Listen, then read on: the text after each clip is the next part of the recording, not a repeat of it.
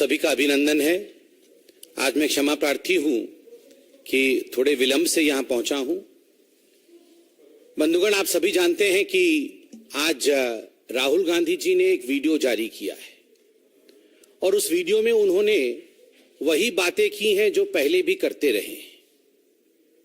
संघ के विषय में, भारतीय जनता पार्टी के विषय में और देश को गुमराह करने की कोशिश, यही राहुल गांधी जी की कोशिश पहले भी रही है और आज भी यह गुमराह करने वाली कोशिश जारी है। राहुल गांधी जी का मानना है कि देश में विचारधाराओं के बीच में लड़ाई चल रही है। अगर सही मायने में देखा जाए तो देश में विचारधाराओं की लड़ाई नहीं चल रही है। एक और विकास धारा है और दूसरी ओर परिवार की धारा है। एक और विकास किस प्रकार आगे बढ़े, देश किस प्रकार आगे बढ़े, इसकी चिंतन है, तो दूसरी ओर किस प्रकार घोटाले, भ्रष्टाचार, इनको आगे बढ़ाया जा सके, परिवारवाद को आगे बढ़ाया जा सके, इसकी चिंता है। तो स्वाभाविक रूप से विचारधारा को आगे बढ़ाने की लड़ाई कतई नहीं है।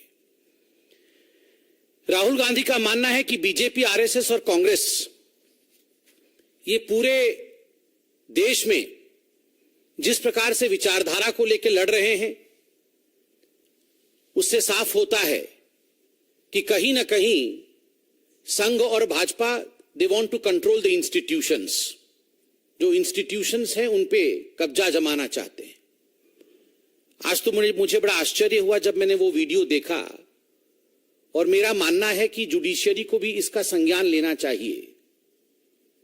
जब बड़े स्पष्ट रूप से राहुल गांधी कहते हैं कि इंडियन जुडिशियरी जो है वो बतौर एक इंस्टीट्यूशन भारतीय जनता पार्टी और संघ के कंट्रोल में है। इलेक्शन कमीशन को भी सख्त संज्ञान लेना चाहिए जब बार बार राहुल गांधी इस प्रकार के बयानों को तूल देते हैं कि election commission is controlled by BJP and RSS. मुझे तो आश्चर्य लगता है। अभी कुछ दिनों पहले जब कर्नाटक में कांग्रेस की जीत हुई, उस समय इलेक्शन कमीशन बिल्कुल ठीक था। बाकी राज्यों में जब भारतीय जनता पार्टी की जीत होती है तो इलेक्शन कमीशन कंट्रोल में है, इस प्रकार के शब्दों का प्रयोग ये अपने आप में ही कहीं ना कहीं कांग्रेस पार्टी की सच्चाई को दर्शाता है। बंधुगण, राहुल गांधी जी ने मणिपुर के लिए जिस प्रकार से आज बयान दिया है, हमारा बड़ा स्पष्ट मानना है कि कांग्रेस पार्टी एक संवेदनशील मामले में चर्चा नहीं चाहती है।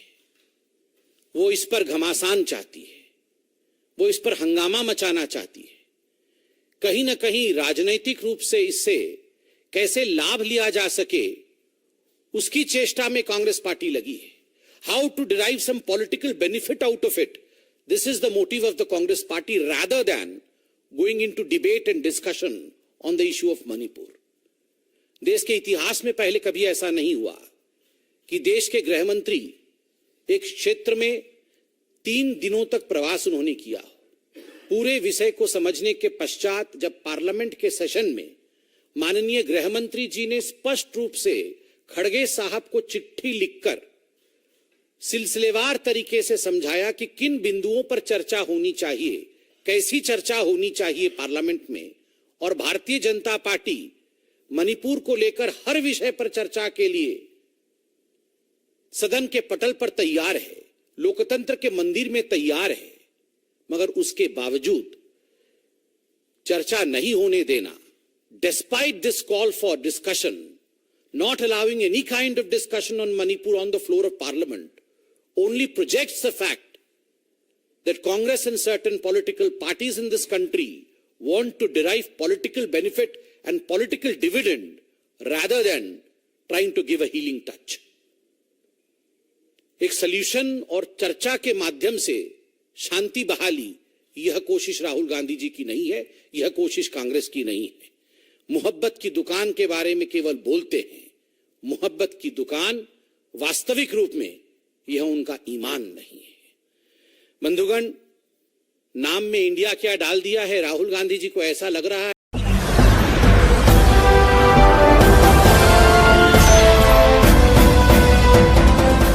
आप देख रहे हैं लाइव न्यूज 99, राष्ट्र सबसे पहले।